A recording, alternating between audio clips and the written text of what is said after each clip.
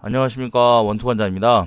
원투원한 여러분, 대한민국은 안전한 나라입니다. 미국처럼 누가 총 들고 다니지 않고 밤길에 경찰들도 여기저기 순찰도 많이 다니고 또 CCTV도 어마무시하게 설치되어 있는 대한민국은 정말 안전한 나라입니다. 그런데 체육관을 운영하는 입장에서 가끔 이런 문의를 받습니다. 관장님, 우리 아이가 얼마나 배워야 자기를 보호할 수 있을까요? 아니, 요즘 시대가 어떤 시대인데 자신의 아이가 학교에서 맞고 다닌다고 생각하는 걸까요? 요즘 학교 폭력이 발생하면 학폭위에 올라가서 기록도 남고 심하면 강제 전학도 하는 세상인데, 그런데도 자신의 아이가 학교에서 소위 왕따 내지 학폭에 시달린다는 것을 걱정하는 부모님들이 계십니다. 그런 걸 보면 지금도 학교 폭력으로 고생하는 학생들이 있는 게 사실은 사실인가 봅니다. 학교 폭력뿐만이 아닙니다. 길 가는 여성에 대한 폭력 관련 뉴스도 심심치 않게 들려오고, 술 취한 남자를 고등학생들이 때려서 숨지겠다는 것 또한 21세기 대한민국 현실이기도 합니다. 사실 학교 폭력 문제가 나와서 하는 말인데, 선생님들조차 학생들을 보호하지 않습니다. 언제부터인가 선생님들도 자신의 자리를 급급한 데만 연연할 뿐 학생들을 보호한다는 생각은 없는 게 현실인 듯 합니다. 우리 때처럼 학생들에게 손찌검을 하더라도 학생들에게 빨간 줄 올라가는 걸 막아주던 게 예전 선생님들이라면,